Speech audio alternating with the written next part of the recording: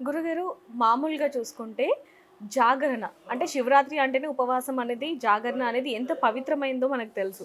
అయితే ఉపవాసం పేరు, అలాగే జాగరణ పేరు చెప్పి చాలామంది బయట తిరుగుతూ ఉండటం, మూవీస్‌లకి వెళ్ళటం, లేకపోతే ఫ్రెండ్స్‌తో గెట్ టుగెదర్ చేయటం ఇలాంటివి చేస్తూ ఉంటారు. అలాంటివి చేయటం వల్ల ఎలాంటి దోషాలొచ్చే అవకాశం ఉంటుంది అంటారు?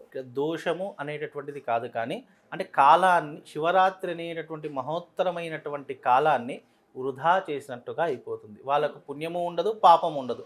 మనిషి మనిషిలాగానే ఉంటాడు తప్ప వాడికి మళ్ళీ అంటే పాపకర్మలు తగ్గించుకోవడానికి కొన్ని పర్వదినాలుంటాయి. అందులో మహాశివరాత్రి ఒకటి.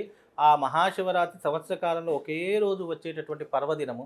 దాన్ని మనం భగవంతునికి అంకితం చేయాలి అని చూడాలి. అలాగే శివరాత్రి రోజు చేసే దాన ధర్మాలు కూడా చాలా ప్రత్యేకంగా శాస్త్రంలో చెప్పడం జరిగింది.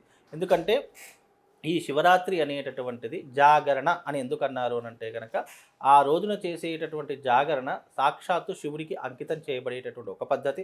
జాగరణ ఎందుకు చేయమంటారంటే, సంవత్సర కాలంలో 365 రోజులు మనిషి నిద్రకు దాదాపుగా 200 రోజులు నిద్రకే కేటాయిస్తూ ఉంటాడు. నిద్రావస్థలోనే ఉంటాడు. జాగృతి అనేటటువంటిది ఉండదు మనిషికి. కాబట్టి ఈ జాగరణలో మనము ఈ ఒక్కరోజు మేలుకొని ఉంటే మన సహస్రాది చక్రాలు యాక్టివేట్ అవుతాయని శాస్త్రం.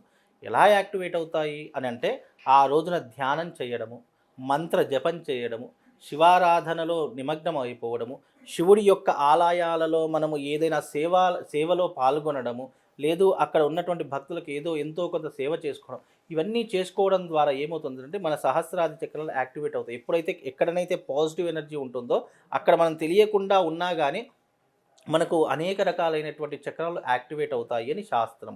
కాబట్టి ఇలాంటి జాగృతిని మనం ఉత్పన్నం చేసుకోవడానికి జాగరణ ఉండవని చెప్తూ ఉంటారు. అలాగే జాగరణ అనేటటువంటిది ఏమిటి అనంటే గనక, మనిషి యొక్క ఆధ్యాత్మికతను పెంచుకోవడానికి ఈరోజు శివరాత్రి వచ్చింది. శివరాత్రి అనేటటువంటి తత్వం వెనక ఉన్నటువంటి అర్థం ఏంటి?